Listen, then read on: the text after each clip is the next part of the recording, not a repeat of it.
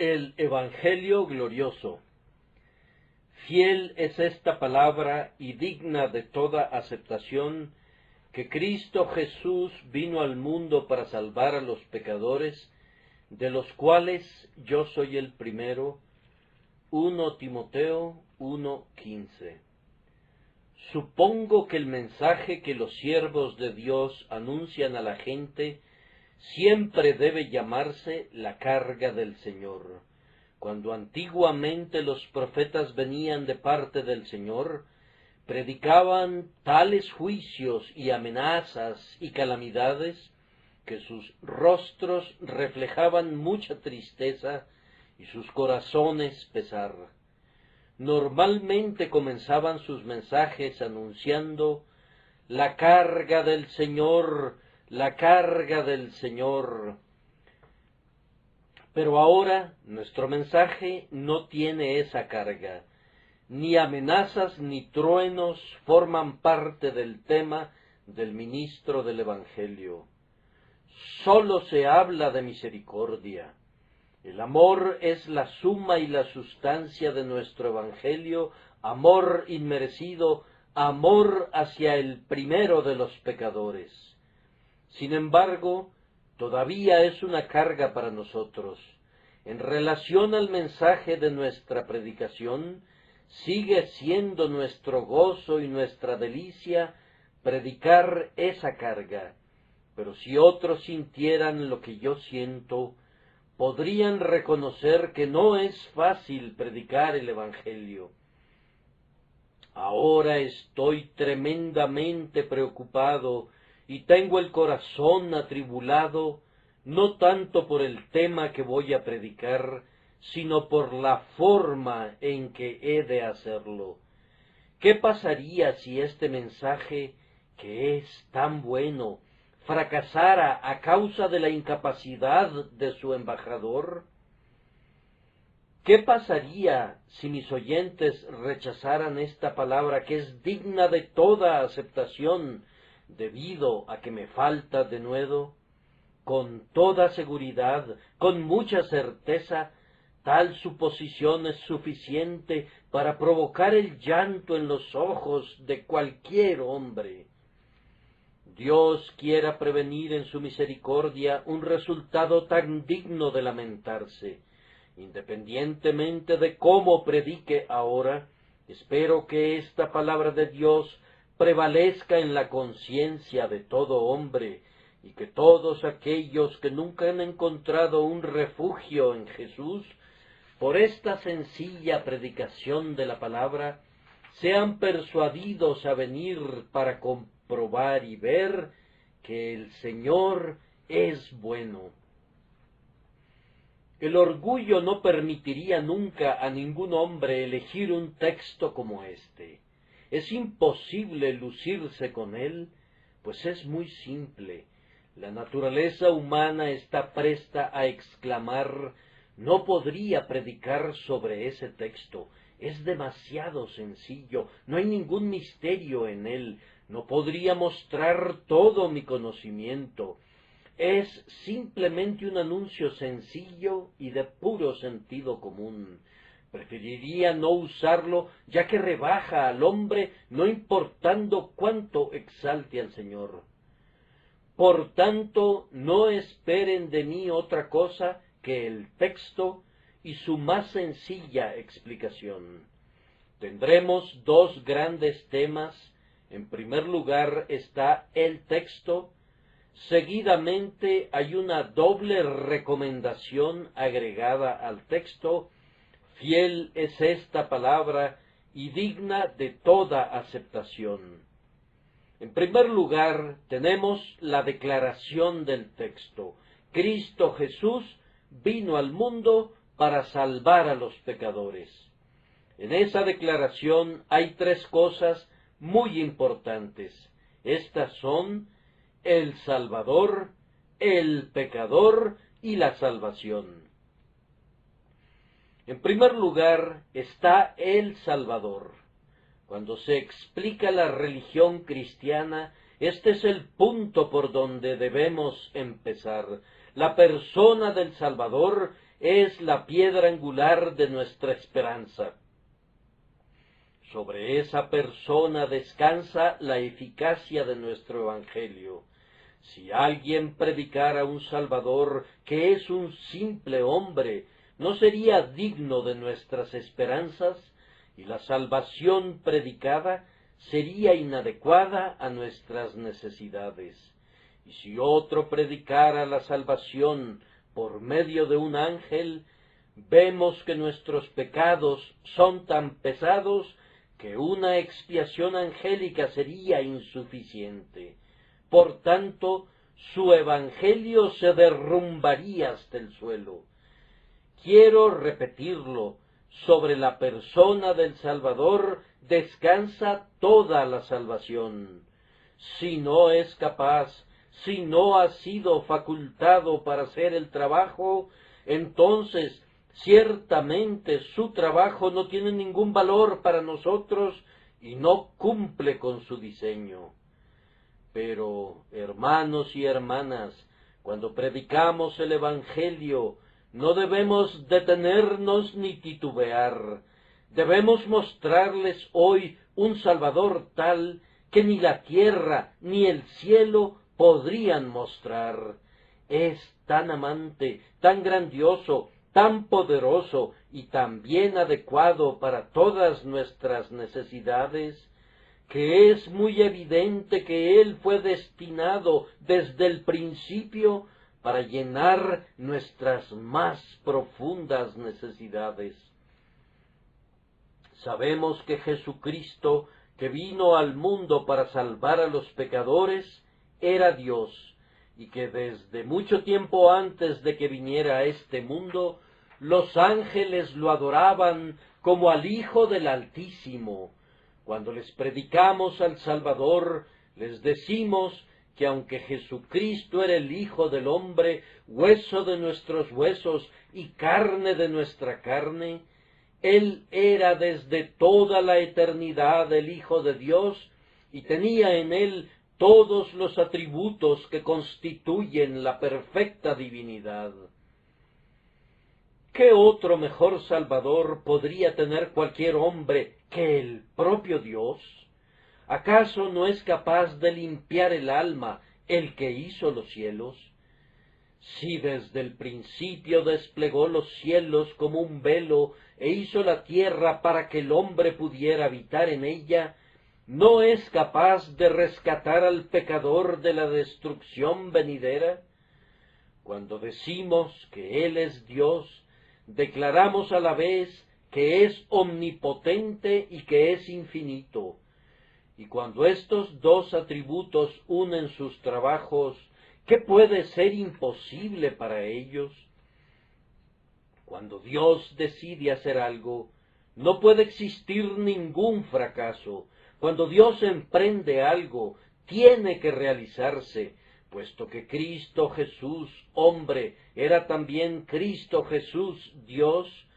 Cuando anunciamos al Salvador, tenemos plena confianza que estamos ofreciéndoles una palabra que es digna de toda aceptación. El nombre dado a Cristo sugiere algo relacionado con su persona. Él es llamado en nuestro texto Cristo Jesús. Esas dos palabras quieren decir el Salvador ungido, el Salvador ungido que vino al mundo para salvar a los pecadores. Debemos hacer una pausa aquí y leer nuevamente este texto. Él es el Salvador ungido. Dios Padre, desde toda la eternidad, ungió a Cristo para que ejerciera el oficio de Salvador de los hombres. Por lo tanto, cuando contemplo a mi Redentor que viene del cielo para redimir al hombre del pecado, veo que no viene sin haber sido enviado o sin una comisión.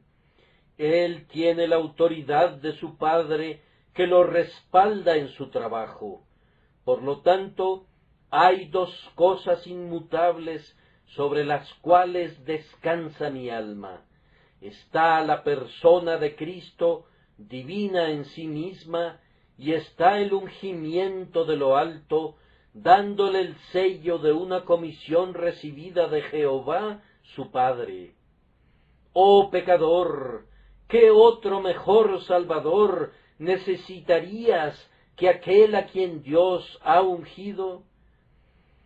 ¿Qué más podrías requerir si el eterno Hijo de Dios es tu rescate y el ungimiento del Padre es la ratificación del pacto? Sin embargo, no habríamos descrito completamente la persona del Redentor mientras no hayamos advertido que Él fue hombre. Leemos que Él vino al mundo y con esto no nos estamos refiriendo a sus venidas usuales, puesto que a menudo vino antes al mundo.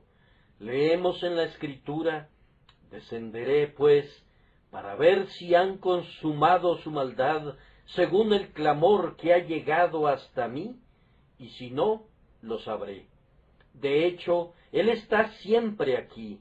Los pasos de Dios han de verse en el santuario, pues son muy visibles tanto en su providencia como en la naturaleza. ¿Acaso no visita Dios la tierra cuando monta en la tempestad y viaja sobre las alas del viento? Pero esta venida fue diferente de todas las otras. Cristo vino al mundo en el sentido de la más perfecta y completa unión con la naturaleza humana. Oh pecador, cuando predicamos a un divino Salvador, tal vez el nombre de Dios sea tan terrible para ti que difícilmente pienses que el Salvador se adapta a ti. Pero escucha de nuevo la vieja historia. Aunque Cristo era el Hijo de Dios, Él abandonó su altísimo trono en la gloria y se inclinó hacia el pesebre. Allí está, como un niño recién nacido. Míralo crecer desde la niñez hasta la adultez, y mira cómo sale al mundo a predicar y sufrir. Míralo gemir bajo el yugo de la opresión. Es humillado y despreciado. Su rostro está más desfigurado que el de cualquier otro hombre, y su figura más que la de los hijos de los hombres. Míralo en el huerto, cómo suda gotas de sangre. Míralo en casa de Poncio Pilato, donde es azotado, y sus hombros abiertos sangran por los azotes. Míralo en la cruz sangrienta, míralo muriendo en una agonía demasiado terrible para poder imaginarla, y mucho menos describirla. Míralo en el sepulcro silente, míralo finalmente, rompiendo las ataduras de la muerte, levantarse al tercer día para después subir a los cielos, llevando cautiva la cautividad. Pecador, ahora tienes al Salvador ante ti claramente manifestado, el que fue llamado Jesús de Nazaret, que murió en la cruz, que tenía sobre su cruz un letrero con la inscripción: Jesús de Nazaret, Rey de los judíos. Este hombre era el Hijo de Dios, el brillo de la gloria de su Padre, y la imagen expresa de su Padre, engendrado por su Padre antes de todos los mundos, engendrado, no creado, siendo de la misma sustancia que el Padre. Existiendo en forma de Dios, Él no consideró el ser igual a Dios como algo a qué aferrarse, sino que se despojó a sí mismo, tomando forma de siervo, haciéndose semejante a los hombres, y hallándose en condición de hombre, se humilló a sí mismo, haciéndose obediente hasta la muerte, y muerte de cruz. Oh, que pudiera traerlo aquí ante ustedes, que pudiera traerlo aquí para mostrarles sus manos y su costado. Si pudieran poner sus dedos en el lugar de los clavos, como Tomás, y meter la mano en su costado, creo que no serían incrédulos, sino creyentes.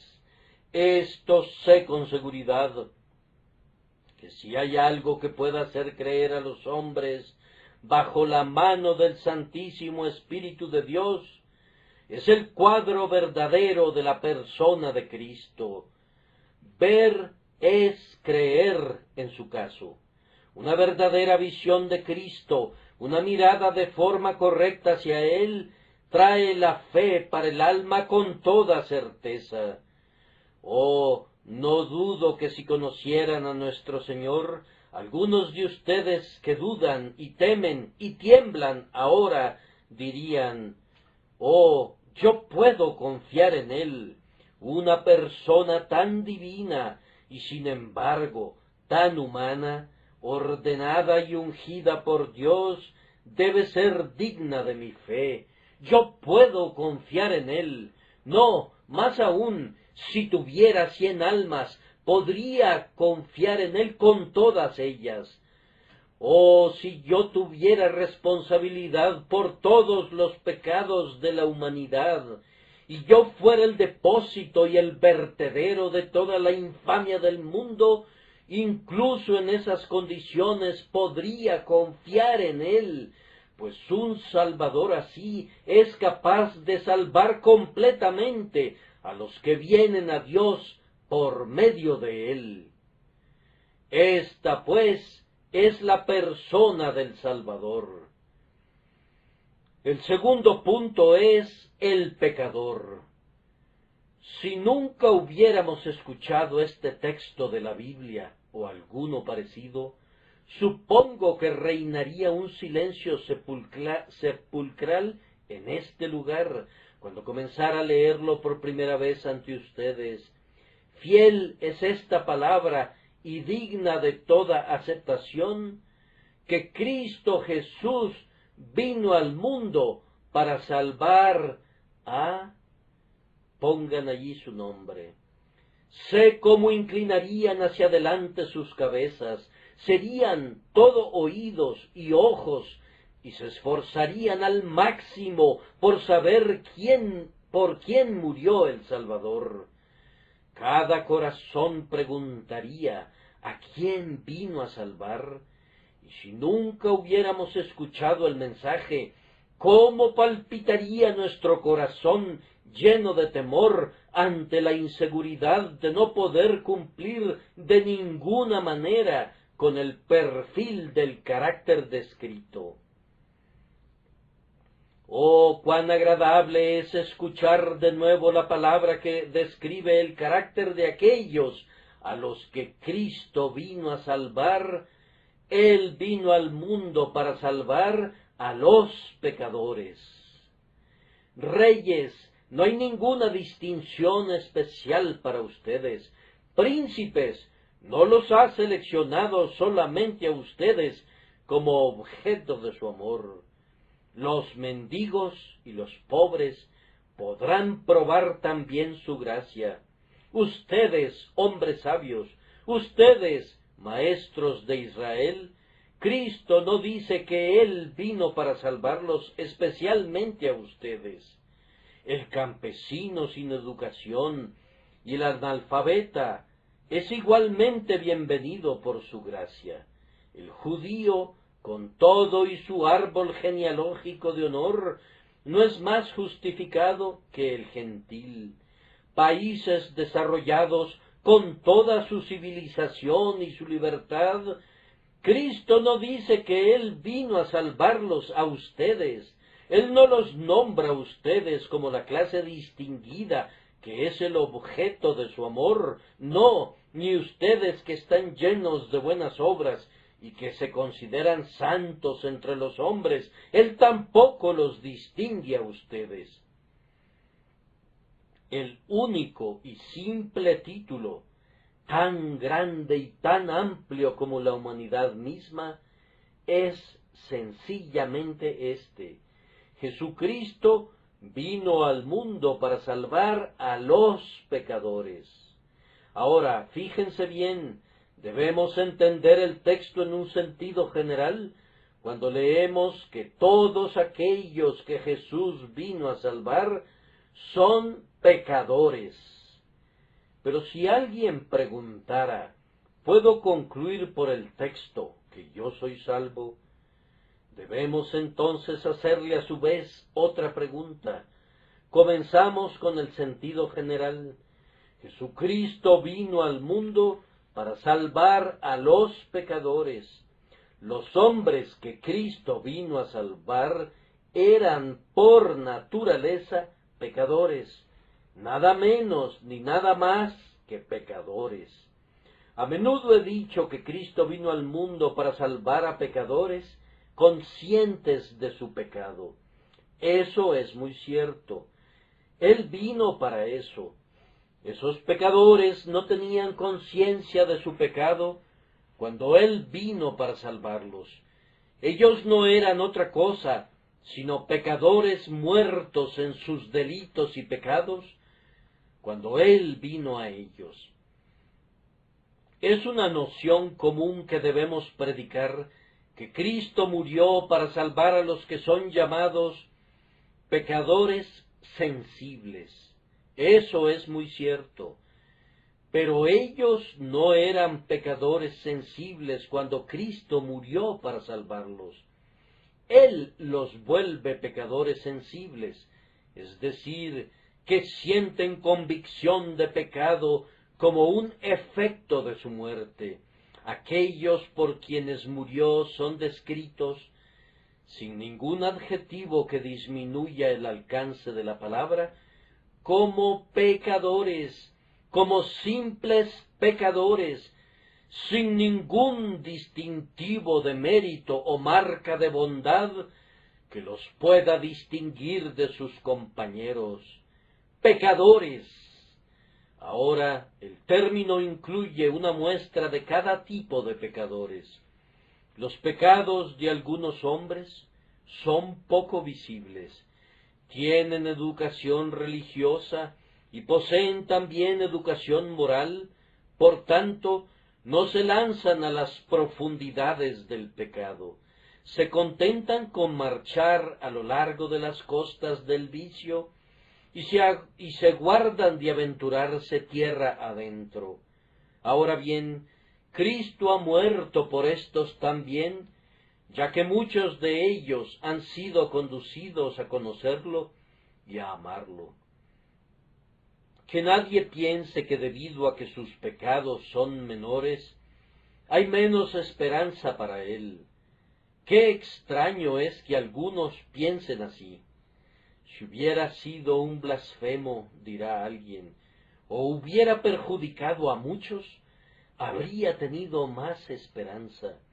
Aunque sé que he pecado grandemente ante mis propios ojos, ante los ojos del mundo, me he equivocado poco y por tanto no me siento plenamente incluido. Oh, no digas eso. Dice pecadores. Si te puedes incluir en ese catálogo, ya sea al principio o al fin, no importa dónde, estás incluido. Y la verdad es que aquellos que Jesús vino a salvar eran originalmente pecadores, y puesto que tú también eres uno, no tienes ninguna razón para pensar que estás excluido. También digo que Cristo murió para salvar a los pecadores culpables de los peores pecados. Sería una vergüenza mencionar las cosas que practican en privado. Han existido hombres que han inventado vicios que ni el demonio mismo conocía hasta que ellos los inventaron. Ha habido hombres de naturaleza tan bestial que los mismos perros son criaturas más honorables que ellos. Hemos sabido de seres cuyos crímenes han sido más diabólicos y más detestables que cualquier acción atribuida aún al demonio mismo. Pero mi texto no excluye ni siquiera a estos. ¿Acaso no hemos conocido a algunos blasfemos que son tan profanos que no pueden pronunciar palabra sin agregar un juramento? Blasfemar, que inicialmente era algo terrible para ellos, se ha convertido ahora en algo tan común que preferirían maldecir antes de decir sus oraciones y jurar antes de cantar alabanzas a Dios. Maldecir se ha convertido en parte de su comida y bebida, una cosa tan natural para ellos, que a pesar de lo terriblemente pecaminoso de eso, no se escandalizan y lo hacen muy a menudo. En cuanto a las leyes de Dios, se gozan en conocerlas simplemente para transgredirlas. Háblales de un nuevo vicio y se sentirán halagados.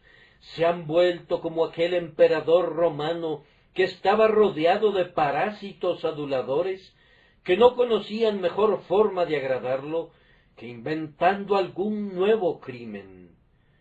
Hombres que se han sumergido de cuerpo entero en el lúgubre golfo infernal del pecado. Hombres que, no contentos con ensuciar sus pies caminando en medio del fango, abren la tapa de la trampa que usamos para encerrar a la depravación y se lanzan hasta el lugar donde se reproduce, gozándose en la suciedad de la iniquidad humana. Pero no hay nada en mi texto que pueda excluir incluso a estos. Muchos de estos serán lavados por la sangre del Salvador y serán hechos partícipes del amor del Salvador. Este texto tampoco hace ninguna distinción en cuanto a la edad de los pecadores. Pienso que muchos de mis oyentes tienen un color de cabello totalmente opuesto al color de su carácter. Por fuera tienen el cabello blanco, pero por dentro son totalmente negros. Han ido acumulando una capa de crímenes tras otra, y si ahora escarbáramos a través de los múltiples depósitos de numerosos años, descubriríamos reliquias pétreas de pecados cometidos en la juventud, sumergidas en medio de las profundidades de sus corazones de piedra. Lo que antes era tierno, ahora es seco y duro. Se han adentrado mucho en el pecado. Si se convirtieran ahora, ¿no sería ciertamente una maravilla de la gracia? Cuán difícil es doblegar a un viejo roble. Ahora que ha crecido y se ha endurecido y está rugoso, ¿puede ser cambiada su inclinación? ¿Puede el gran labrador darle forma? ¿Puede injertar en ese viejo tronco endurecido algo que traiga frutos celestiales? Claro que sí, él puede, ya que el texto no menciona ninguna edad, y muchos de nuestros antepasados han probado el amor de Jesús en sus últimos años. Pero, dirá alguno, mi pecado ha tenido especiales agravaciones conectadas con él. He pecado yendo en contra de la luz y del conocimiento. He pisoteado las oraciones de una madre. He despreciado las lágrimas de un padre. No he prestado atención a los consejos. En mi lecho de enfermo, Dios mismo me ha reprendido. Mis resoluciones han sido frecuentes y frecuentemente se han visto incumplidas. En cuanto a mi culpa, no se puede medir con estándares ordinarios. Mis crímenes pequeños son mayores que las más profundas iniquidades de otros hombres, pues yo he pecado en contra de la luz, en contra de los remordimientos de conciencia y en contra de todo lo que me enseñaba un camino mejor. Pues bien, amigo mío, no veo que tú quedes excluido. Mi texto no hace ninguna distinción, sólo dice pecadores. Y en lo que se refiere a mi texto, no hay ningún tipo de límite. Debo entender el texto tal como está, y ni siquiera por ti podría consentir en limitarlo. Dice, Cristo Jesús vino al mundo para salvar a los pecadores. Ha habido algunos hombres salvos que han sido como tú. ¿Por qué, pues, no podrías ser salvo tú? Dentro de los salvos ha habido tremendos malvados, los más viles rateros y las más corrompidas rameras. Entonces, ¿por qué no tú, incluso si eres tan corrompido como esos? Ancianos pecadores de 100 años de edad han recibido la salvación. Hay casos registrados al respecto. Entonces, ¿por qué no podrías recibirla tú? Si de uno de los ejemplos de Dios podemos inferir una regla, y más aún, si tenemos su propia palabra que nos respalda, ¿dónde está el hombre que sea tan arrogante para excluirse él mismo y cerrar la puerta de la misericordia en su propia cara? No, amados hermanos, el texto dice pecadores. ¿Y por qué ese texto no nos podría incluir a ti y a mí en su alcance? Jesucristo vino al mundo para salvar a los pecadores. Pero como dije antes, y debo regresar al tema, si alguien quiere hacer una aplicación particular del texto a su propio caso, es necesario que lo lea de otra manera. No todo hombre puede concluir que Cristo vino para salvarlo a él. Aquellos a los que Cristo vino a salvar son pecadores. Pero Cristo no salvará a todos los pecadores. Hay algunos pecadores que indudablemente se perderán porque rechazan a Cristo, lo desprecian, no se arrepienten, eligen su propia justicia, no se vuelven a Cristo, no aceptan ni sus caminos ni su amor. Para tales pecadores no hay promesa de misericordia, ya que no existe ningún otro camino de salvación. Cuando desprecias a Cristo, desprecias tu propia misericordia.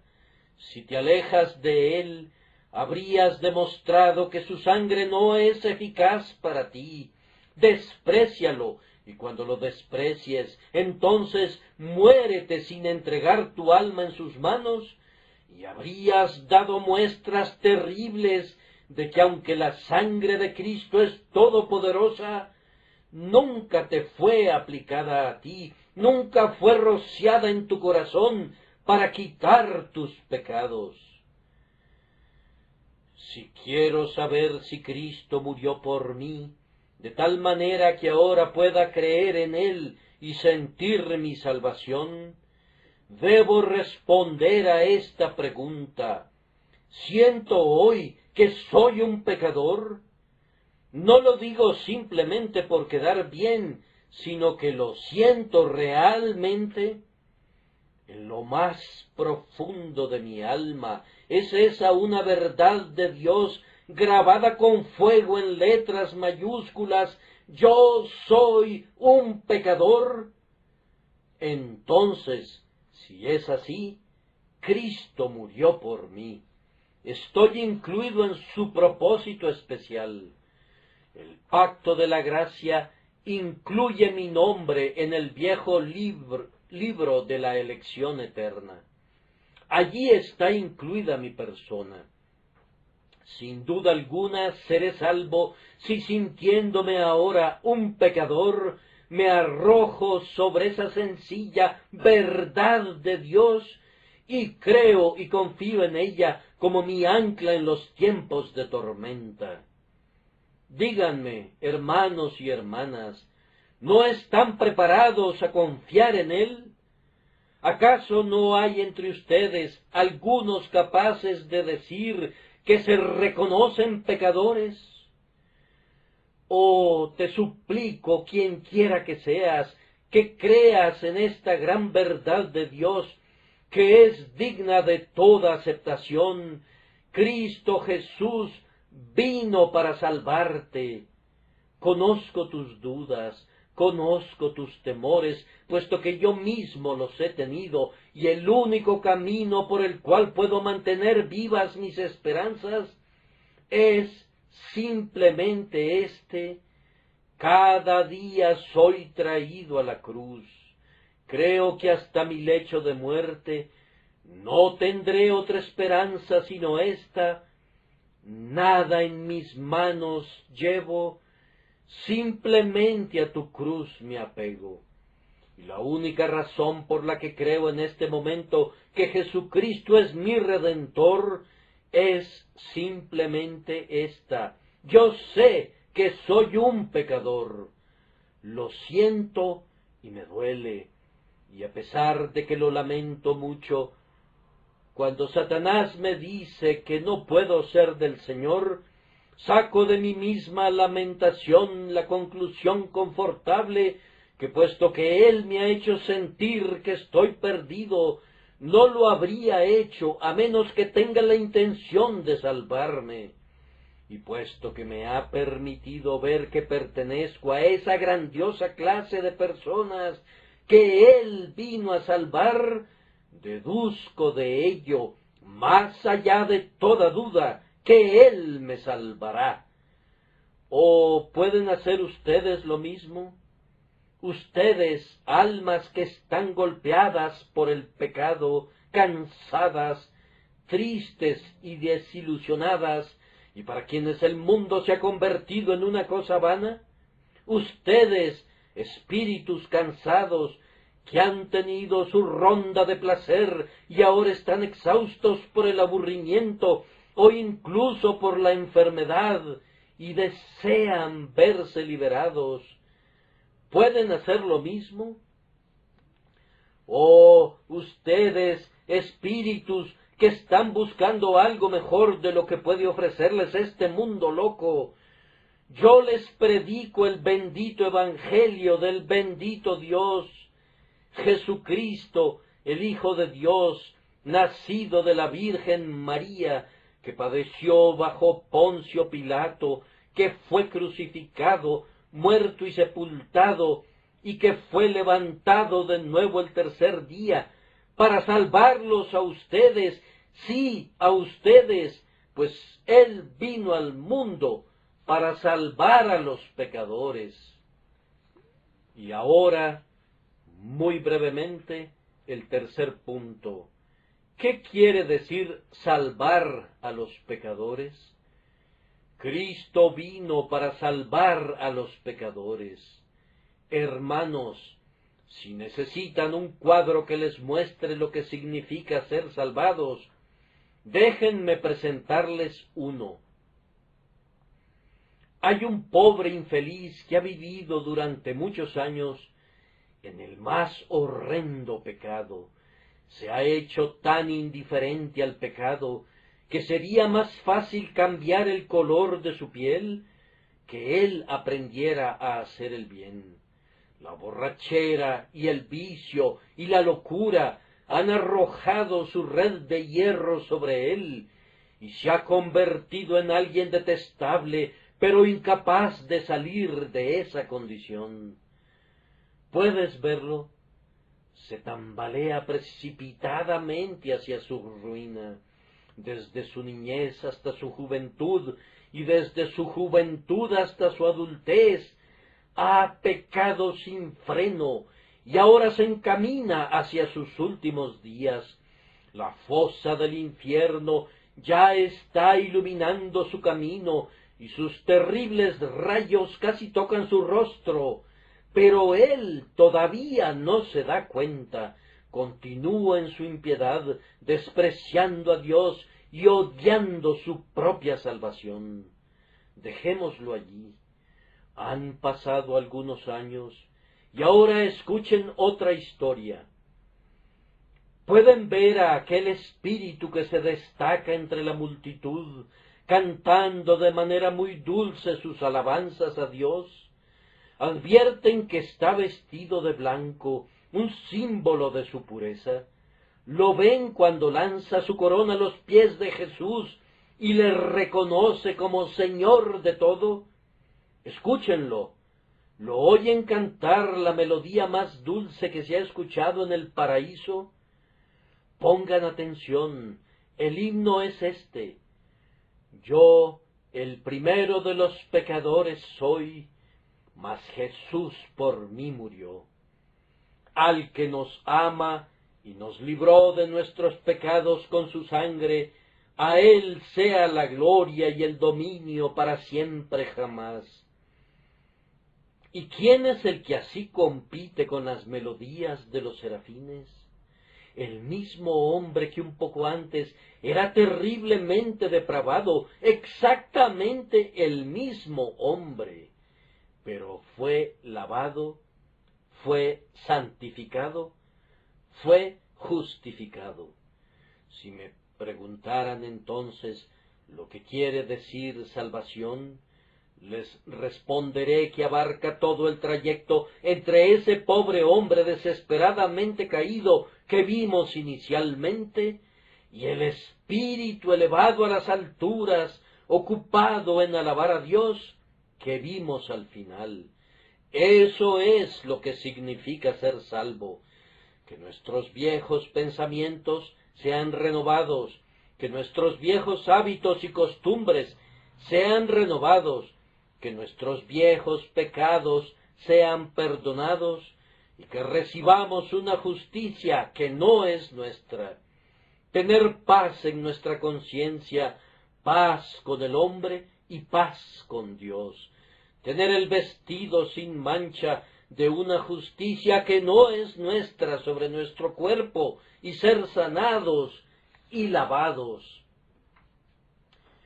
Ser salvos es ser rescatados del golfo de la perdición, es ser levantados al trono del cielo, ser librados de la ira y de la maldición y de los truenos de un Dios airado, y ser llevados a sentir y probar el amor, la aprobación y el aplauso de Jehová, nuestro Padre y nuestro amigo.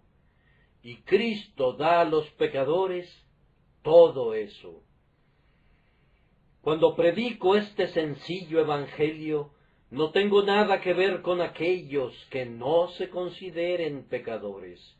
No tengo nada que ver con aquellos que deben ser canonizados, ni con los que reclaman una santa perfección obtenida por medio de ellos mismos.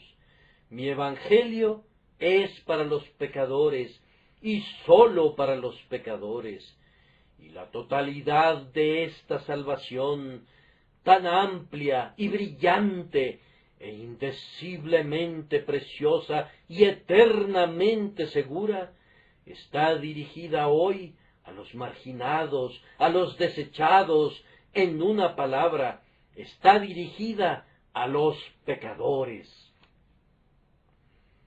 Creo haber declarado la verdad del texto. Ciertamente, nadie puede malentenderme a menos que lo haga intencionalmente. Cristo Jesús vino para salvar a los pecadores.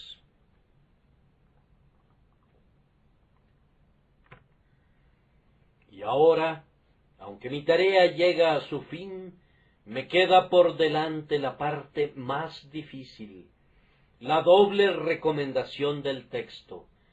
Primero, fiel es esta palabra, que es una recomendación para el que duda. En segundo lugar, y digna de toda aceptación, esta es una recomendación para el indiferente y también para el ansioso. Primero, fiel es esta palabra. Este texto se recomienda para el que duda. Oh, el diablo tan pronto detecta que hay hombres bajo el sonido de la palabra de Dios, se desliza por la multitud y susurra en el corazón de uno, no lo creas, y en el de otro, ríete de eso, y en el de otro, no aceptes eso.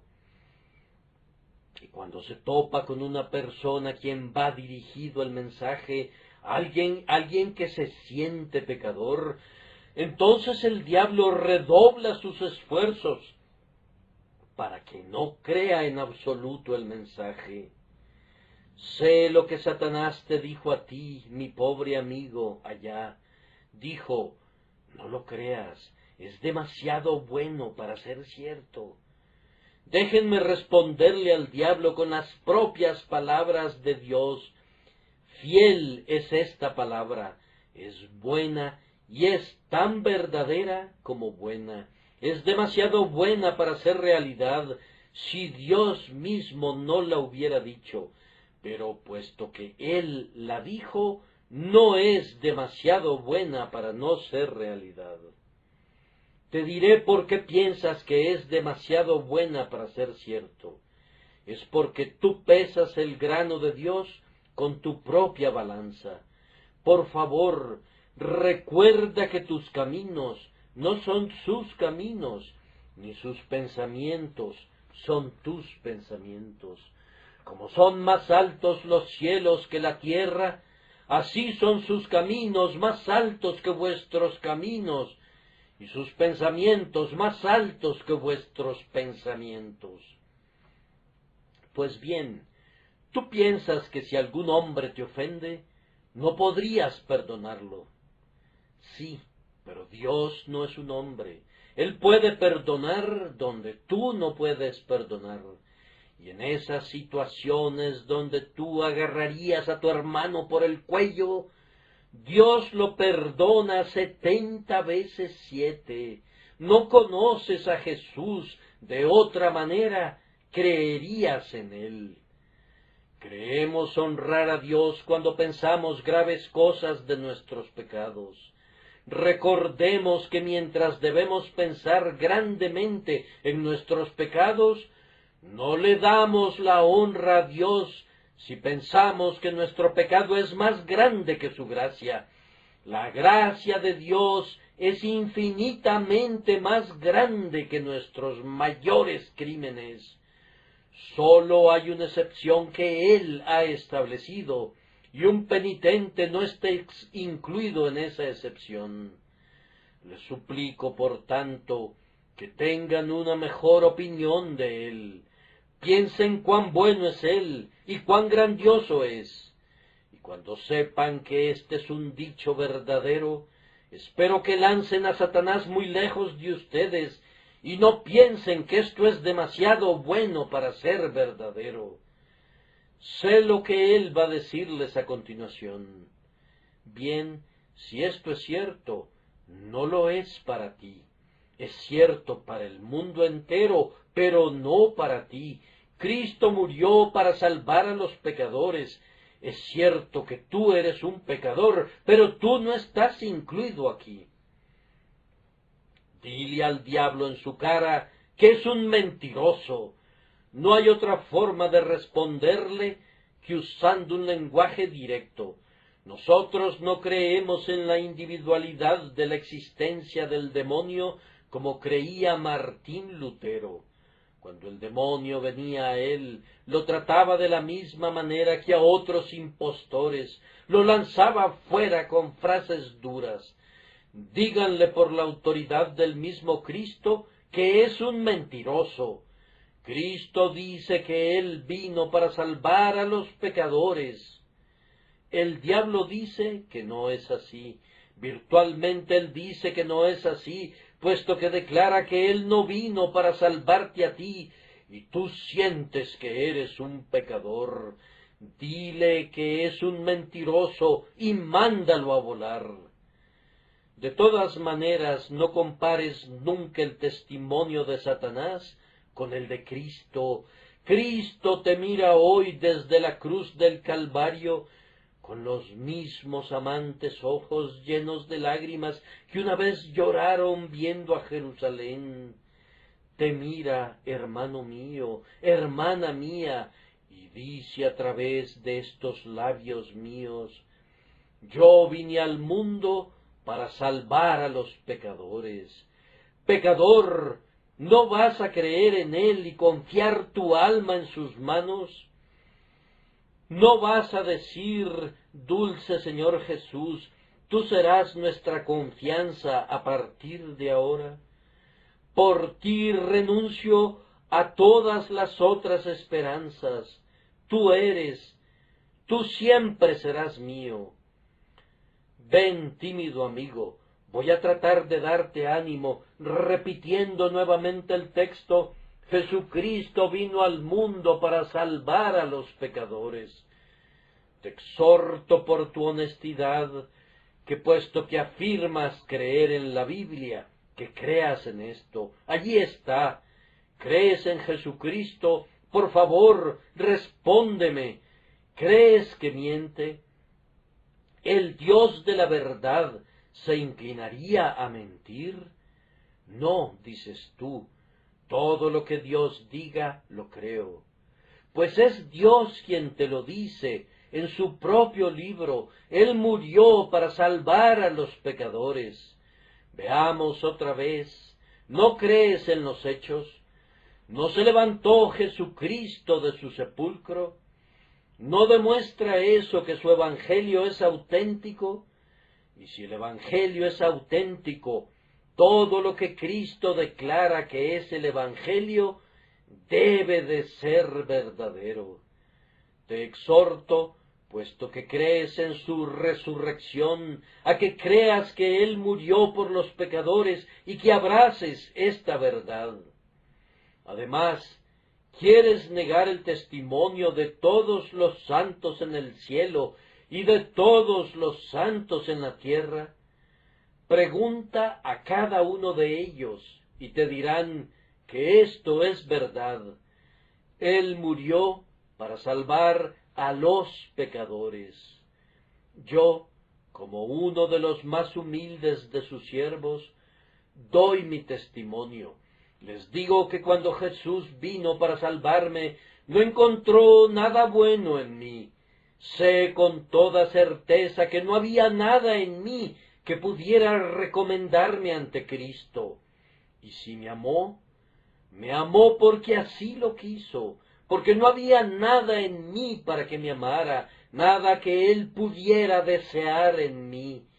Lo que yo soy, lo soy por su gracia, por Él soy lo que soy.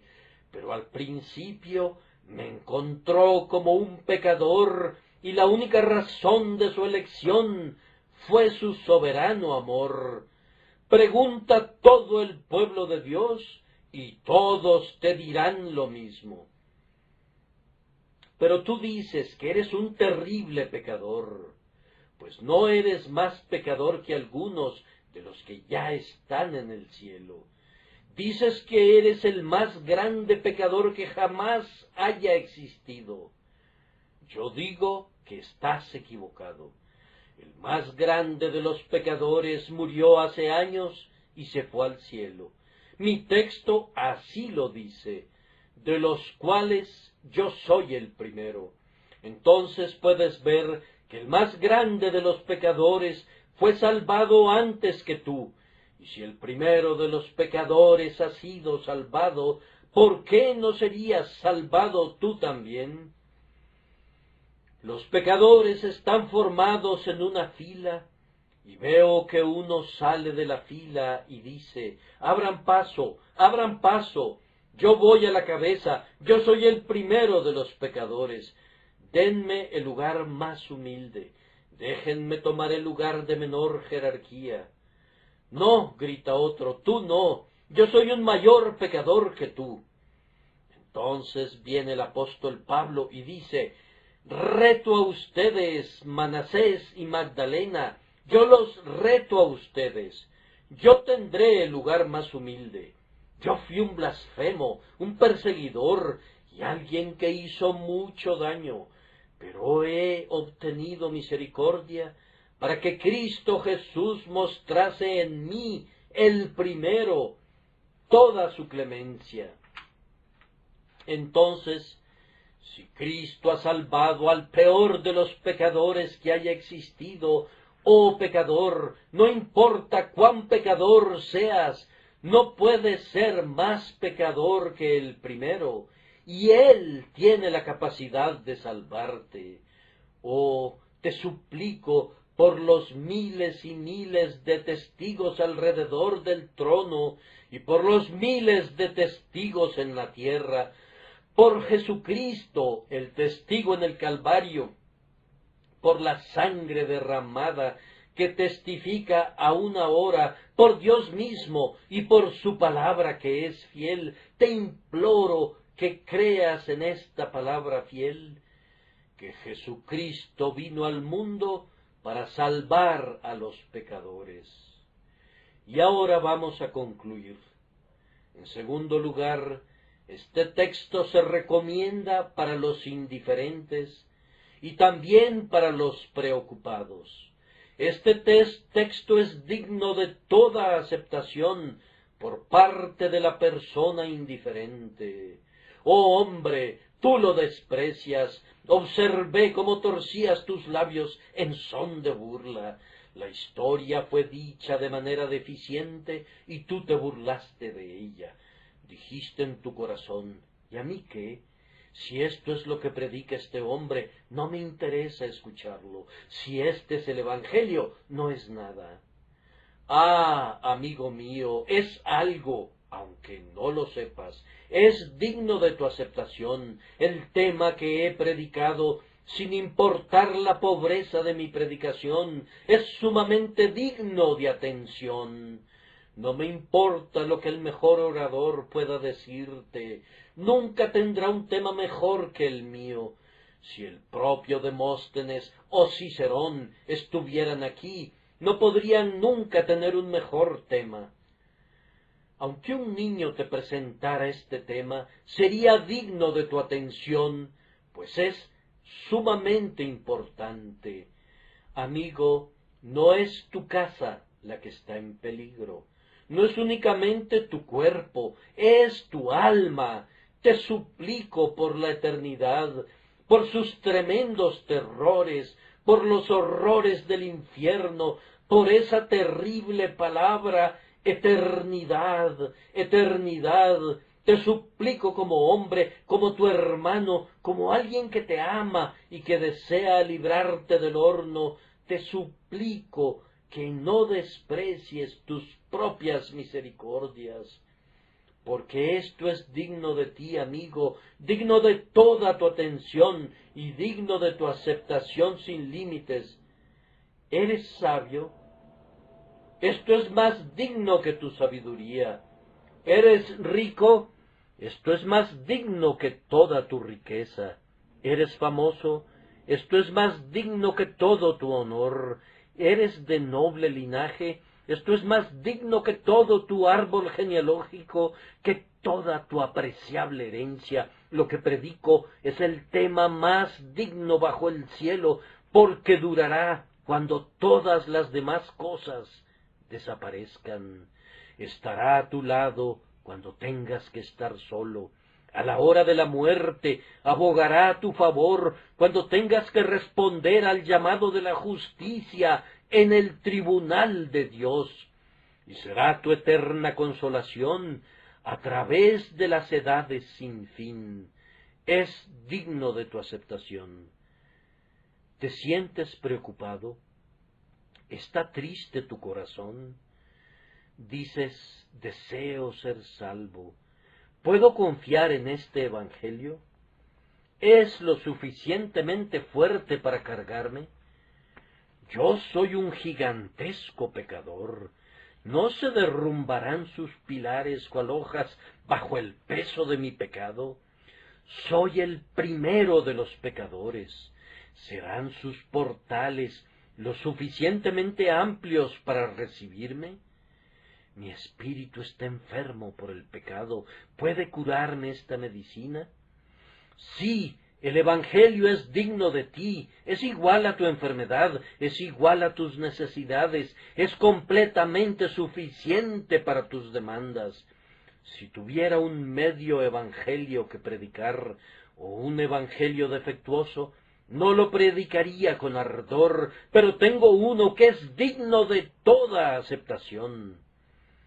Pero, Señor, he sido un ladrón, he frecuentado prostitutas, he sido un borracho.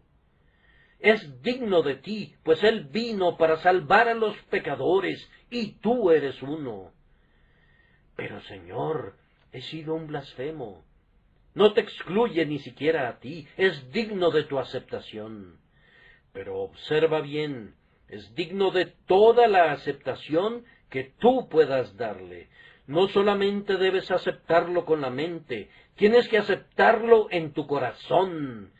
Debes abrazarlo con toda tu alma y llamarlo tu todo en todo. Debes alimentarte de él y vivir de él. Y si vives para él, y sufres por él, y mueres por él, es digno de todo eso. Ahora debo concluir, pero mi espíritu siente que quisiera quedarse aquí.